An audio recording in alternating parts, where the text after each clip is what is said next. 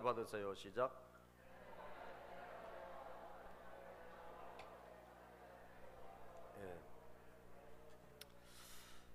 어제 우리 결혼식을 하다 보니까 꽉 찼습니다. 여기, 그죠? 그래서 많은 분들이 맨날 이렇게 꽉 찼으면 좋겠어요. 예, 아멘. 예, 그렇게 백몇십 명이 오시니까 꽉 찼습니다. 예, 감사하고요. 예, 그렇게 될 날이 뭐 있지 않을까. 아멘. 예, 그렇게 생각합니다. 예, 오늘 말씀 제목은 지혜로운 삶을 배우라입니다. 지혜로운 삶을 배우라. 예. 우리는 사실은 배워야 됩니다. 그렇죠? 예. 여러분, 배우지 않으면요 어떻게 될까요? 성장이 멈추게 돼요. 성장이 멈추면 어떻게 될까요? 그냥 인생은 자동적으로 퇴보하게 되는 거예요. 그래서 끊임없이 배워야 됩니다. 저 이 사위가 이제 삼성에 있지만 보면 얼마나 시험이 많은지 몰라요. 예? 끊임없이 뭔가를 배우고 그리고 끊임없이 또 시험을 봐요. 예? 참 직장 생활하기 힘들더라고요. 예? 그래서 계속 하여튼 뭘 배우게 만들어요. 계속 뭔가 공부하게 만들고 그리고 시험 보게 만들고 하여튼 한시 반시 직원들 가만두지 않더라고요. 왜 그럴까? 인류 회사가 뭔가 이제 다른데 말이죠. 뭐 인류 회사만 그런 게 아니에요. 끊임없이 공부하게 하는 거예요. 새로운 걸 배우고. 왜냐면 회사는 계속 바뀌니까. 기술도 여러분 컴퓨터 뭐 모든 게 계속 발전하잖아요.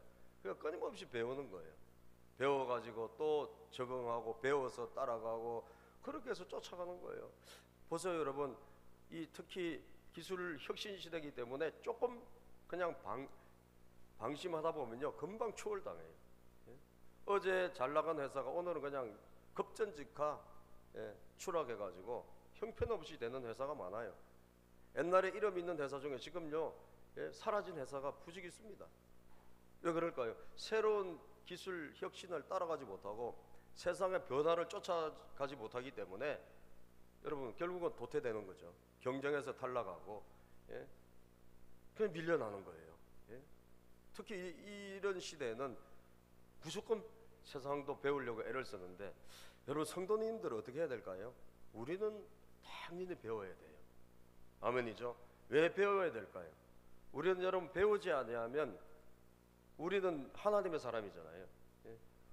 우리는 매일매일 하나님 안에서 이 영적인 하나님과의 그 교통과 교감을 통해서 우리가 매일 발전하지 않으면 저와 여러분들도 똑같아요. 영적으로 피폐해지고 무기력해지고 피폐해지고 무기력해지는 순간 우리는 어떻게 될까요?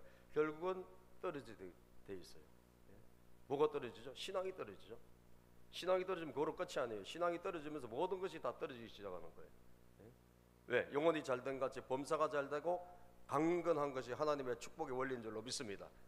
우리가 영적인 것이 떨어지면 자동적으로 다 뒤로 물러나게 되고 결국은 인생에 어떻게 패배자가 되는 거예요. 믿는 사람들은 어쨌든 간에 배우려고 애를 써야 되고 성도님들도 마찬가지예요. 배우려고 애를 써야 되고 한 단계라도 쫓아가려고. 그럼 이게 하나님에 대한 것, 뭐 성경에 대한 것, 이런 것을 배워서 뭐하나? 배워서 남 주는 게 아니에요. 배워서 전부 내게 되는 거예요. 믿으시면 아멘. 배우면 전부 내게 되는 거예요. 내가 어떻게 돼요? 내가 온전한 사람이 되고 지혜로운 사람이 되고. 이 세상에 지식이 없어서 망합니까? 지혜가 없어서 망하는 거예요. 지혜가 부족해서 다 불행하게 사는 것입니다. 우리 옛날에 어르신들이 뭘 얼마나 공부를 많이 했습니까? 그러나 지혜로움이 있었잖아요. 그 지혜로움으로 살아감으로 결국은 자녀도 잘 키우고. 아멘이죠? 그렇게 해서 여러분 그 못 배우신 우리 어른들이 대한민국을 이만큼 발전시킨 거예요. 지금은 얼마나 공부 다 잘해요. 모르는 게 뭐가 있어요? 그러나 지혜가 없다는 거죠. 지혜가 없어요. 그러므로 사랑하는 여러분, 오늘도 이 시간이 너무나 중요한 시간입니다. 왜냐하면 하나님의 말씀을 통해서 저와 여러분들의 닫혔던 지혜의 문이 열리고, 아멘이죠? 우리가 닫혔던 영적인 눈이 열릴 때 여러분 우리가 정말 좋은 사람이 되고, 예? 세상에 급변하는 여러 가지 내 인생의 문제들이 닥쳐올 때 해결할 수 있는 지혜로움이 여러분과 저에게 열리는 줄로 믿습니다. 그러므로 이 시간에도 잘 보여야 되고, 여러분들 하여튼 배울 수 있는 기회를 놓치시지 마라. 예? 배울 때 잘 배워놔야지 발전하지. 결국은 뒤처지게 되고, 1년 2년 뒤처지면 여러분 신앙의 세계에서도요, 언제 앞서갔느냐 싶어지만 다시 뒤로 가는 경우가 허다히 많아요. 그죠? 그래서 먼저 된 자가 뭐가 된다 그래요? 나중되고, 나중된 자가 먼저 된다가 많다. 이 말은 계속 신앙의 세계에도 끊임없이 배우지 않고 나태하게 있다 보면 다 떨어지게 되는 거예요. 그러다 보니까 뒤에 사람들이 또 앞서 나고, 그럼 열심히 배워야 되는데 또 앞에 나갔다가 또 다시 처지고, 이런 일이 비일비재하다는 거예요. 자, 그러면 오늘 성경은 잠언은 지혜서지 않습니까? 지혜서인데 잠언 오늘 성경은 뭐라고 말씀합니까? 예? 하나님께서 오늘요, 땅에서 아주 작으면서도 가장 지혜로운 것이 넷이 있다 그랬어요. 예? 땅에서 아주 작지만 지혜로운 것이 한 4가지가 있는데, 이걸 뭐예요? 배우라는 거죠. 이 작은 곤충이라든지 생물이라든지, 예? 작은 동물을 통해 가지고 뭘 배우라는 거예요? 지혜를 배우라는 거예요. 그죠? 지혜. 지혜의 근본은 하나님이시거든요. 하나님이 만물을 지혜로 창조하셨잖아요. 그러니까 만물 안에 하나님의 지혜가 다 숨어져 있는 거예요. 하나님이 만드신 만물 안에, 이 자연 안에, 그리고 창조된 이 생물들, 하다못해 곤충 한 가지에도 하나님의 지혜가 다 숨어 있다 이 말이에요. 동의하십니까 여러분? 아멘이죠? 그걸 우리가 배워야 된다는 거죠. 배워야 된다는 거예요. 자, 그러면 오늘 잠언 30장 24절에 말씀하는 이 4가지 중에서 배울 게 뭘까? 이 4가지를 통해서 우리가 오늘 배워야 되는 거죠. 자, 4가지를 배워봅시다. 첫 번째는 계미를 통해서 미리 준비하는 자세를 배우라는 거예요. 계미를 통해서 미리 준비하는 자세. 자, 처음에 등장하는 것이 25절이죠. 곧 힘이 없는 종류이지만 먹을 것을 여름에 예비하는 개미와, 첫 번째 등장한 게 개미인데요. 힘이 없대요. 개미가 솔직히 여러분 무슨 힘이 있어요? 예? 개미가 정말 작지 않습니까? 큰 힘이 없는 이 개미가 어떻게 살아가냐 이거예요. 매우 지혜롭게 살아간다는 거예요. 예? 어떻게 지혜롭게 살아갑니까? 힘이 없다 보니까, 예? 먹을 것을 아주 부지런히 조금씩 뭐 저축하고 모아놓는다는 거예요. 예? 여름에 모아놓는다는 거예요. 그렇게 해서 겨울을 난다는 거예요. 예? 이게 바로 계미라는 것입니다. 여러분, 우리 하나님이 어떤 분이죠? 하나님이 똑같아요. 하나님은 물론 하나님이 이 미물은 아니시지만, 하나님 우리 아버지의 품성, 하나님 아버지의 모습이 뭐냐? 하나님은 항상 예비하시는 분이에요. 미리 준비하시는 분이에요. 하나님은 즉흥적이지 아니하세요. 우리는 너무 즉흥적이에요. 그죠? 우리는 너무 그냥 갑자기 뭐 화삭 했다, 갑자기 막 탁 안 해버렸다가, 이런 거 우리가 너무 잦은데요. 여러분 안 됩니다. 하나님 우리 아버지가 굉장히 미리미리 정말 주도 면밀하게 준비하신 분 누구냐? 하나님이세요. 준비성이 얼마나 대단한지 몰라요. 예? 여러분 창세기 22장에 보면 하나님께서, 예? 이 아브라함을 진짜 자기를 사랑하는지 시험하려고 모리아산에 가서 자기 아들, 이 100살에 낳은 아들을 번제로 잡아라 그러시고 테스트, 시험을 주셔요. 예? 근데 여러분 진짜 죽이려고 하신 게 아니지 시험하려고 하신 거죠. 하나님보다 자녀를 사랑하나, 하나님보다 돈 사랑하나, 예?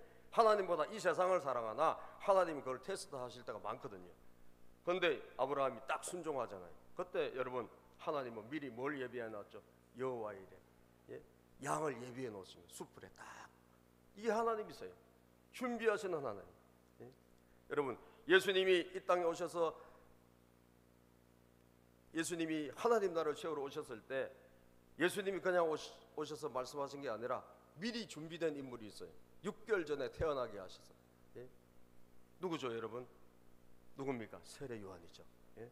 그래서 마태복음 3장 3절에 보면 미리 구약시대 이런 인물이 예수님 앞에 나서서 외칠 것이다 라고 예언된 사람이 바로 세례 요한인데, 마태복음 3장 3절에 보면 성경은 이렇게 말씀하는데요. 시작. 그는 선지자 이사야를 통하여 말씀하신 자라. 일러서되 광야에 외치는 자의 소리가 있어 이르되 너희는 주의 길을 준비하라 그가 오실 길을 곧게 하라 하였느니라.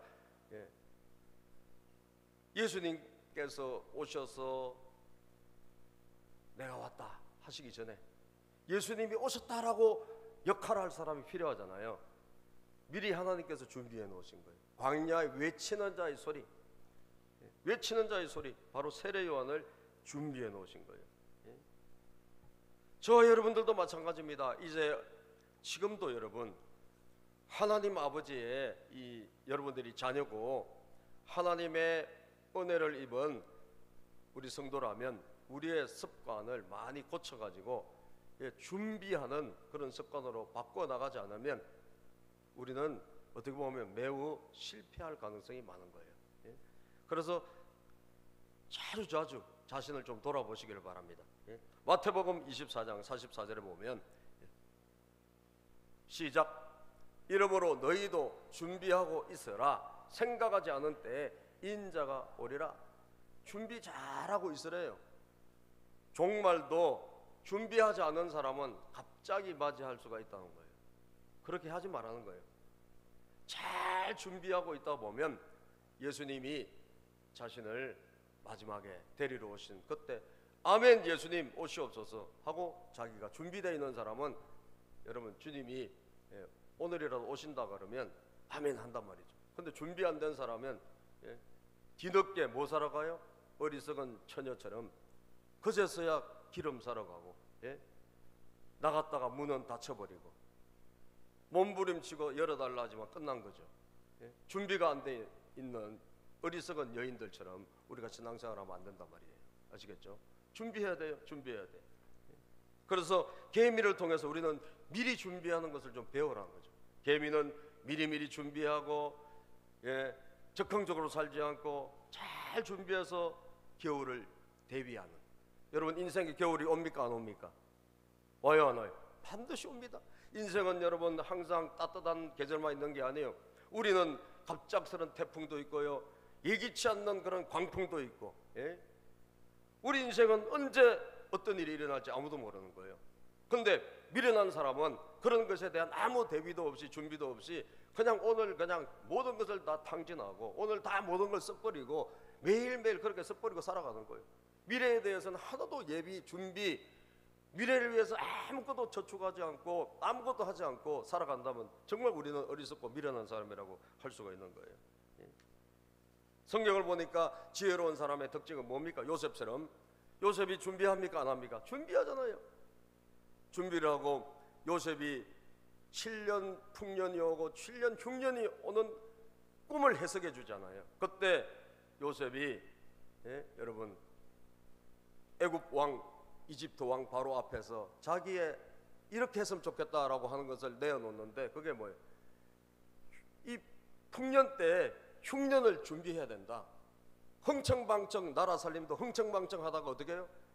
흉년이 오면 다 죽게 된다 이거예요. 그래서 그것을 미리 5분의 1씩 준비해 가지고 잘 저축해 놔야 나중에 흉년을 이길 수 있습니다. 이렇게 바로왕에게 제안을 한단 말이죠. 그때 바로왕이 그런 좋은 정책을 펼 사람을 쓰십시오 하니까 네가 바로 그 적임자다. 그래서 여러분 요셉이 바로왕에게 바로 그 자리에서 총리로 쓰임받지 않습니까? 그런 걸 보면 정말 얼마나 귀한지 몰라요. 지혜로운 사람은 이 준비성을 가지고 살아가는구나. 준비성, 미래에 대한 위험에 대한 또 어려움에 대한 미리 예비하고 준비하고 그렇게 하고 살아가는 사람 바로 지혜로운 사람이구나. 계미를 통해서도 우리가 뭘 배워야 돼요? 그걸 배워야 된다는 거죠. 여러분 42장 창세기 보면 창세기 42장 34절을 보면 그렇게 임금에게 제안을 하죠. 임금님께서는 임금님께서는 전국의 관리들을 임명하셔서 풍년이 계속되는 7해 동안에 이집트 땅에서 거둔 것의 5분의 1을 해마다 받아들이도록 하심이 좋을 듯합니다. 풍년이 여러분 세상 살아보면 여러분 인생에도 풍년이 있잖아요. 막 경기도 좋고 잘 되고 그럴 때 있잖아요. 그때 허비하지 말라는 거예요. 아시겠죠? 허비하지 말고 그 중에 미래 위험을 대비하고 준비해야 된다는 거죠. 그게 지혜로운 인생이라는 거예요. 예? 왜? 언제 사이클이 바뀌어가지고 우리 인생에는 또 태풍이 찾아온다는 거죠.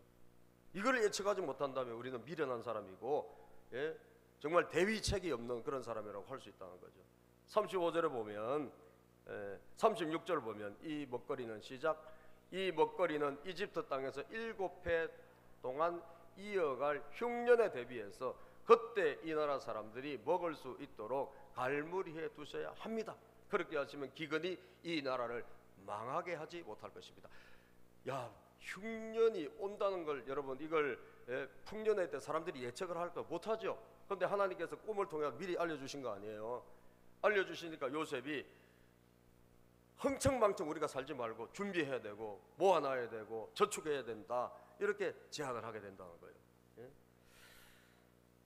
요즘 이렇게 살아가면 어리석다 그래요, 사람들이. 그죠? 그래서 개미처럼 이렇게 살아가지 말고, 개미와 배짱이, 개미의 배짱이 이야기가, 개미 열심히 부지런히 일하고, 배짱이는 맨날 탱자탱자 놀다가 나중에 인생이 바뀐 그 이야기 아니에요, 그죠? 그런데 사람들이 요즘 그런 걸 싫어한다는 거예요. 그래서 그 이솝 우화가 바뀌었대요. 바뀌어가지고 개미는 이제 너무 열심히 일하다가 허리 디스크가 걸렸고, 그다음 배짱이는 이제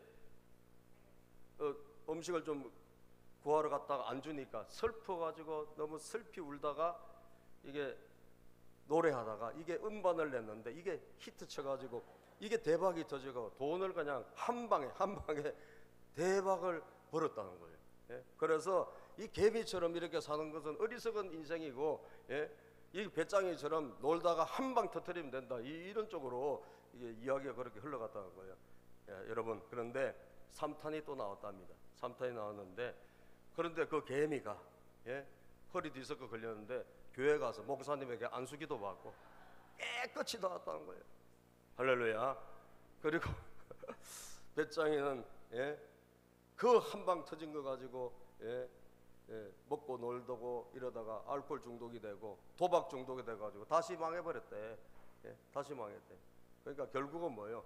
결국 부지런하게 미리 위험을 예비하고 매일매일 준비하고 이렇게 살아가는 게 지혜롭다는 거예요. 한 방을 좋아할 필요가 없어요. 한 방에 가는 수가 훅 가는 수가 있는 거예요. 아시겠죠? 지혜로움을 우리는 개미에게 배워야 돼요. 우리 하나님께서 그럼 한 방을 해라 이렇게 하실 거 아니에요? 그렇지, 없잖아. 그런 게 없잖아. 개미에게 배우란 거예요. 결국은 조금씩 지혜롭게 살다 보면 하나님께서 미리 대비하고 준비한 사람을 쓰신다는 거죠. 믿으십니까, 여러분? 이거 하나님께서 배우라고 하신 것이기 때문에 미리 준비하는 자세, 위험을 미리 예비하는 자세를 첫 번째 배우시기를 바라고요. 자, 두 번째 볼까요? 우리 26절을 읽어볼까요? 시작. 26절 시작.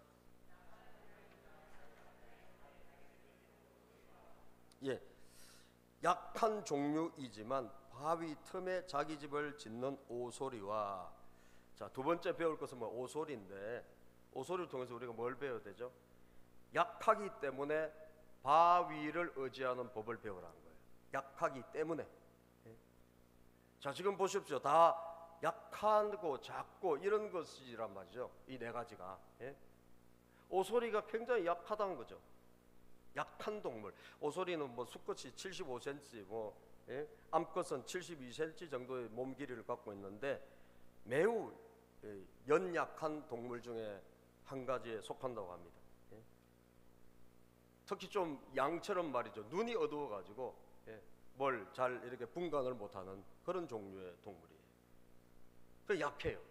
적의 공격으로부터, 이 맹수의 위협으로부터 매우 자기를 지킬 수 있는 수단이 약한 동물이에요. 그런데 지혜로운데 어떻게 살아간다고요? 집을 어디다 짓는다고? 바위 틈. 바위가 있고 바위가 있는 그 사이에 들어가서 거기 집을 짓고 산다는 거예요. 거기 은거한다는 거죠. 자, 그럼 어떻게 해요?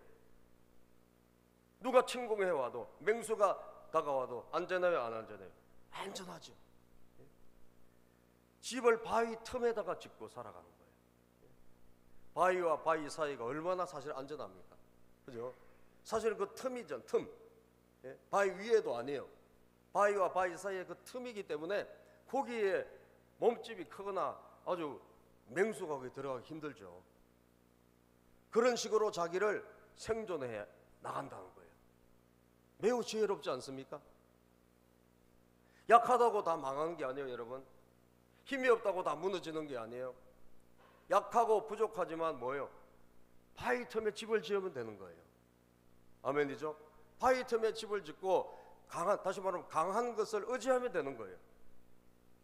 약하면서도 약하게 살아가니까 문제지, 약한데 강한 바위 같은 존재를 의지하면 우리는 얼마든지 위기를 극복할 수가 있는 줄로 믿습니다. 우리 성도들의 강함이 어디에 있습니까? 우리 성도의 강함은 우리 자체에 있는 게 아니에요. 우리는 약하잖아요. 우리는 부족하잖아요. 우리는 미래를 봅니까? 여러분, 한 치 앞을 알 수 있어요? 5분 후를 알 수 있습니까? 여러분들 결정했는데 내년에는 이렇게 될 것이다, 다음 달에 이렇게 될 것이다, 그대로 됩니까? 안 되잖아요. 우리도 똑같아요. 미래를 내다보지 못해요. 우리는 몰라요. 그렇기 때문에 여러분, 자기를 의지하고 살아가는 것은 진짜 미련한 사람이에요. 아시겠어요? 자기를 의지하고 자기의 부족함과 자기의 연약함을 의지하고 살아가는 것은 너무나 미련한 사람이다. 여러분들, 지혜를 배워야 될 거 아니에요. 우리는 약하니까 약한 걸 인정해야 돼요. 여러분들이 강하다고 생각하면 절대로 의지하지 않습니다. 강한 분은요, 누구를 의지하지 않아요. 약해져야 의지해요. 동의하시면 아멘. 강한 사람이 누구를 의지해요? 내가 최고인데 내 주먹을 믿지, 그죠? 자기가 잘났는데 누구를 의지하겠어요? 그러나 약해지면 우리는 의지하게 돼 있는 거예요. 난 약하지. 약하니까 강한 것을 의지할 수밖에 없어. 내가 살기 위해서라도. 그래서 바위 틈에 집을 짓듯이 저와 여러분들은 바위가 되시고 반석이 되신 예수 그리스도와 함께 하나님의 은혜 안에 살아가야 될 줄로 믿습니다. 약하기 때문에 주님을 더 의지하는 거예요. 이것은 오소리를 통해서 우리가 배워야 될 지혜라는 것입니다. 그래서 에베소서 6장 11절 12절을 보면 성경은 뭐라고 말씀하냐? 우리 보고 우리가 약하니까 너희들은 약하게 그냥 살지 말고 하나님을 전폭적으로 한번 의지해 보라는 거예요. 그게 바위 틈에 집을 짓는 사람의 모습이라는 거예요. 예? 에베소서 6장 11절 12절을 보면 이렇게 말합니다. 시작. 끝으로 말합니다. 여러분은 주님 안에서 그분의 힘찬 능력으로 굳세게 되십시오. 이게 바위 틈에 집을 짓고 사는 오소리와 다를 바가 없잖아요. 그렇죠? 오소리가 힘이 약하니 자기를 보호하기 위해서 바위 틈에 들어가서 살듯이 우리는 약하기 때문에, 우리는 내일 일을 알지 못하기 때문에 능력이 많으신 하나님을 의지하고 살아가는 그의 힘찬 능력으로 굳세게 튼튼하게 든든하게 되시라는 거예요. 11절 시작. 악마의 관계에 맞설 수 있도록 하나님이 주시는 온몸을 덮는 갑옷을 입으십시오. 우리가 갑옷을 입어야 된다는 거예요. 예? 왜? 마귀, 악마가 여러분들을 도둑질하기 위해서, 여러분들이 가지고 있는 모든 것을 가져가기 위해서 여러분들을 찾아온다는 거예요. 사탄이. 아시겠죠? 이 사탄을 대적해서 나를 지킬 수 있는, 우리는 호랑이가 우리를 쫓아옵니까? 여러분, 무슨 밖에 있는 사자가 지금 우리를 공격해 옵니까? 그게 아니에요. 사탄이 우는 사자처럼 마귀 사탄이 여러분과 저를 호시탐탐 노린단 말이죠. 그럼 우리를 어떻게 보호할 수 있어요? 보호할 수 있는 길이 없어요. 바위 틈으로 들어가야 돼. 아시겠죠? 능력이 많고 힘이 되시는 하나님과 함께 동행해야 되는 거예요. 그래서 하나님의 전신갑주, 하나님의 모든 갑옷을 우리가 입어야 되는 것입니다. 아멘입니까? 그럴 때 우리는 오소리처럼 안전하게 거하게 되는 거예요. 세 번째 여러분, 자, 우리 오늘 본문 말씀 27절을 보겠습니다. 시작. 임금은 없으나 때를 지어 함께 나아가는 메뚜기와, 자, 이 메뚜기를 통해서 우리가 배울 게 있다는 거죠. 오소리를 통해서는 바위 틈에 집을 짓는 것을 배웠다면 메뚜기를 통해서 뭘 배우는 것입니까? 함께하는 힘으로 위기를 이기는 법을 배워야 된다는 거예요. 함께하는 힘, 함께하는 힘. 임금은 없지만 때를 지어 함께 나아가는 메뚜기를 했죠. 임금도 없대. 다시 말하면 나를 따라라 하는 이런 그 지도자도 없음에도 불구하고 함께 날아가기 때문에 강해진, 이길 수 있다는 그런 메뚜기를 지금 성경은 말씀하고 있고, 하나님 우리에게 그것을 배우라고 하시는 것입니다. 여러분, 백지장도 뭐 하면 낫습니까? 맞들면 낫습니다. 아시겠죠? 백지장도 맞들면 나아요. 저 여러분들도 마찬가지입니다. 우리 혼자서 뭔가 하려고 하지 말고 이제는 같이 하려고 하는 법을 배우셔야 된다는 거예요. 같이 해야 이길 수 있는 일들이 매우 많습니다. 우리는 혼자서 할 수 있는 게 사실은 많은 것 같지만 많지 않아요. 혼자서 할 수 있는 일이 적고, 그리고 그것으로 큰 일을 할 수가 없어요. 큰 일을 하려고 하면 같이 해야 돼. 같이 해야 돼. 함께 해서 함께 이기는, 함께 돌파하는 법을 배워야 되는 것입니다. 우리 한국인의 문제는 무엇입니까? 똑똑한데 모아놓으면 모래알처럼 다 흩어진다는 거예요. 우리 한국 사람들이 똑똑하잖아요. 그런데 부지런하고 딱 한 가지 약점이 있다면 뭐죠? 이게 단합이 안 되는 거예요. 단합이 안 돼. 연합이 안 돼. 그래가지고 모아놓으면 서로 싸우고 갈등하고 이렇게 해가지고 나중에 그냥 우리는 흩어질 때가 너무나 많거든요. 기도원의 300용사 같이 정말 작은 용사지만 똘똘 뭉쳐가지고 하나가 됐을 때 13만 5천 명을 이길 수 있는 그런 부대가 되지 않았습니까? 단합과 단결이 얼마나 중요한지 몰라요. 저는 우리 교회가 이제 가정교회를 하고 목장으로 이제 바꾼 지 몇 달 되는데, 제가 가정교회를 가만히 봤어요. 가정교회가 사실은 광고도 안 하고 아무것도 안 하거든요. 그죠? 어디도 무슨 가정교회 뭐 한다는 이런 뭐 신문에 국민일보나 어디 신문에 기사 하나가 없어요. 근데 가정교회가 제가 가보니까 진짜 유명한 분들이 많이 모인 거예요. 우리가 소위 알고 있는 유명한 목사님이라든지 교회들이, 이런 교회들이 은근히 가정교회 안에 많이 들어오고 있어요. 우리 옛날에 뭐 샘물교회 여러분 사건 난 교회 있죠, 그죠? 그 샘물교회 그 선교 가가지고 뭐 문제 생긴, 그래서 그 순교자도 나오고 했던 교회 있죠. 그 샘물교회, 그 고신척에 되게 유명한 교회거든요. 박은조 목사님이라고. 그 샘물교회, 그런 교회, 그 다음에 향상교회, 고신척에 아주 유명한 교회들이, 고신척이 부산에서 뿌리가 되어 있는 고신척이잖아요. 고신척에 부산에서 뿌리를 내리고 있는 이 교회들이, 건강한 교회들이 굉장히 가정교회를 많이 하고 있어요. 그 왜 이렇게 알게 모르게 이렇게 유명한 그런 교회들이 소리 소문 없이 이 안에 모여서 이렇게 하고 있나? 제가 보니까 연합의 힘이에요. 연합의 힘.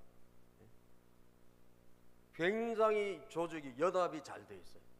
한 달에 한 번씩 끊임없이 모입니다. 한 달에 한 번씩 목사님들끼리, 한 달에 한 번씩 목사님들끼리 이 지역별로 이렇게 모아가지고 모여서 항상 서로 이렇게 목장 모임을 해요. 우리 목사님들이 목장 모임을 한 3시간 정도 식사하고 우리 하듯이 똑같이 목장 모임을 해. 그런데 그것이 한국이든 뭐 미국이든 전 세계가 다 그래요. 굉장히 그 모임이 잘 돼 있는 거예요. 다시 말하면 끈끈해요. 끈끈해. 서로가 서로를 도와주고 철저하게 도와줘요. 도와주고 섬겨주고, 그리고 절대로 밥값을 다 내줘요. 누가 대접받으려고 그러고 뭐 이게 없어요. 다 서로 대접하려고 그러고 섬기려고 그러고. 그러니까 기독교 정신이 살아있는, 그래가지고 서로 섬기려고 그러고 뭐 서로 사랑하려고 그러고 그런 이 연합이 너무너무 잘 돼 있어요.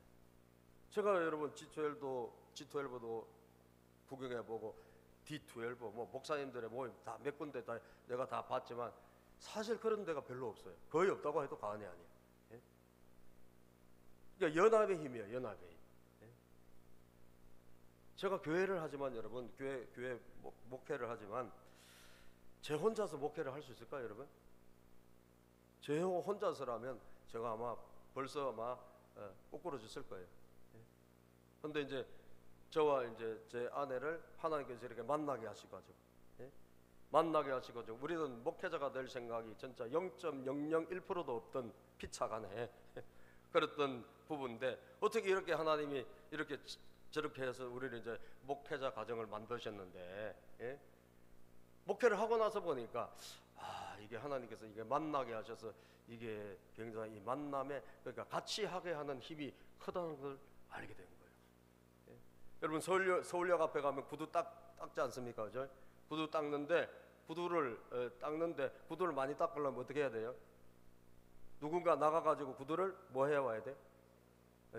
찍새가 구두를 갖고 와야 돼. 그죠? 그래서 막 갖고 와. 그래서 사무실에 가면 막 찍새들이 막 다니면서 구두를 막 가지고 갖다 놓으면 누가?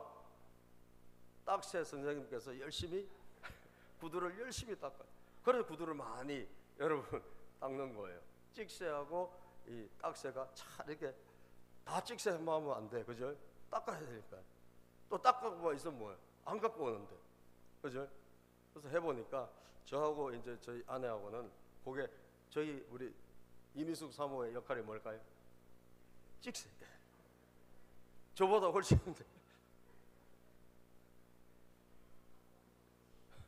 진짜요. 저보다 훨씬 그 부분에 있어서는 잘해. 저는 이걸 못해. 근데 저는 뭘 잘해요? 닦아요. 네. 그래서 하여튼 둘이 이렇게 하나가 돼가지고 뭔가를 하게 하시는 거예요. 아멘이죠? 이거 얼마나 감사합니까? 그래서 여러분 에베소서 2장 20절 22절에 보면 성경은 이렇게 말씀해요. 우리가 연합이 돼야 된다는 거예요. 하나가 돼야 된다는 거예요. 예? 자, 에베소서 2장 20절 우리가 보면 우리 교회도 마찬가지로 여러분 혼자서 뭘 참 배우셔야 돼요. 혼자 성공 안 됩니다, 여러분. 아시겠어요? 혼자 할 수 있는 게 없어요. 도와줘야 돼. 예? 목회도, 가정도, 사업도 전부 다 도와줘야지 혼자는 안 돼요. 에베소서 2장 20절 시작. 여러분은 사도들과 예언자들이 놓은 기초 위에 세워진 건물이며 그리고 또 예수가 그 모퉁이 돌이 되십니다. 21절. 자, 우리는 서로 예수님 중심으로 모아진 마치 건물과 같은 사람이란 거예요. 우리가 21절 22절 시작. 그리스도 안에서 건물 전체가 서로 연결되어서 주님 안에서 자라서 성전이 됩니다. 자, 그리스도 안에서 건물이 딱 이렇게 벽돌이 탁탁탁탁 이렇게 해가지고 건물이 세워지듯이 저와 여러분 사람이 서로 손에 손을 잡고 연결이 돼가지고 세워진다는 거예요. 이게 교회라는 거예요. 22절 시작. 그리스도 안에서 여러분도 함께 세워져서 하나님이 성령으로 거하실 처소가 됩니다. 우리 교회도 마찬가지로 함께 세워져야 되는 거예요. 아시겠죠? 함께 세워져야 돼요. 저는 우리가 이제 뭐 첫술에 배부를 수는 없겠지만 이렇게 이제 목장을 하면서 이전보다는 훨씬 목장에 참석해 보신 분들은 우리 이제 한 분이 오셔가지고 그런 이야기라도 셀하고는 확실히 다른 것 같아요. 그래요. 그죠? 확실히 다른 것 같아요. 예. 굉장히 마음이 푸근해지고 따뜻해지는 거예요. 예. 그리고 부담이 하나도 없고. 예. 그래서 함께 세워지는 교회가 이제 조금씩 첫 술에 배부를 수는 없겠지만 되어져 가고 있다는 것이 얼마나 감사한지 몰라요. 여러분 함께 가야 천국길이 열릴 줄로 믿습니다. 빨리 간다고 되는 것이 아니라 썬다싱 인도의 성자 썬다싱이 여러분 히말라야 그 복음 전하러 가다가 두 사람이 가다가 쓰러진 한 사람을 발견해요. 그래서 이 사람 우리가 같이 구해주고 같이 가자 그래요. 그랬더니 옆에 있는 사람이 나도 지금 힘들어 죽겠는데 내가 이 사람 지금 도와주게 생겼냐고. 그리고 그 사람 그냥 툴툴거리면서 혼자 가버렸어요. 그래서 어쩔 수 없이 썬다싱이 이 사람을 덜쳐업고 이 산을 넘어갔습니다. 한참 가다 보니까 여러분 겨울이 얼마나 춥습니까? 이 네팔 쪽에. 예? 근데 앞에서 혼자 살겠다고 간 사람이 동사해가지고 길에 쓰러져 있는 거예요. 예? 추워가지고 쓰러져 버렸어. 그런데 썬다싱은 어떻게 업고 같이 가다 보니까 힘들었지만 땀이 나고 같이 살은 줄로 믿습니다. 같이 살은 거예요. 함께하는 힘의 중요성이에요. 이걸 우리가 배워야 된다는 거예요. 예? 전도서 4장 12절에 보면 성경은 말씀합니다. 시작.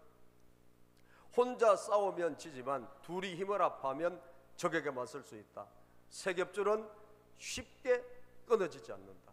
세 사람이 서로 힘을 합치면 우리는 뭘 해도 할 수 있다는 거예요. 가정도 여러분 가족이 힘을 합치면 어떤 고비도 넘어갈 수 있고요. 교회도 서로 힘을 합치면 어떤 문제도 해결할 수가 있는 줄로 믿습니다. 세 겹줄은 안 끊어진다는 거예요. 마지막으로 여러분, 네 번째, 도마뱀에게 배울 게 있다는 거죠. 자, 우리 마지막 절 28절 시작. 사람의 손에 잡힐 것 같은데도 왕궁을 드나드는 도마뱀이다. 도마뱀을 통해서 민첩함으로 이기는 법을 배워라. 민첩함. 예. 민첩함으로 이기는 법을 배워라. 도마뱀도요, 매우 작아요. 뱀 중에서. 예. 크기가 얼마나냐? 손바닥에 들어갈 정도, 6cm에서 9cm 정도. 도마뱀이. 우리 필리핀에 가신 분들은 도마뱀이 뭐 집에 나타난 거 보신 분 계시죠? 전 도마뱀을 눈으로 직접 보지 못했는데, 도마뱀이 길이가 6에서 9cm, 요만해. 손바닥 안에. 자, 그런데 이 작기 때문에 뭐예요? 성경에 보니까 그 다음에 뭐냐? 왕궁에 드나든다는 거예요. 왕궁으로. 예? 이 말은 뭐죠? 작기 때문에 오히려 유리하다는 거예요. 그 말이죠. 다시 말하면 큰 뱀은 왕궁에 들어가요? 못 봐요? 못 간다는 거죠. 다 잡히기 때문에. 그러나 작기 때문에 이 도마뱀은 왕궁에 출입해서 왔다 갔다 할 수 있는, 다시 말하면 민첩함으로 더 큰 일을 할 수 있고 민첩함으로 성공할 수 있다는 것을 도마뱀을 통해서 배울 수 있어야 된다는 거예요. 여러분, 작기 때문에 성공한 사람이 성경의 대표적인 인물이 누굽니까?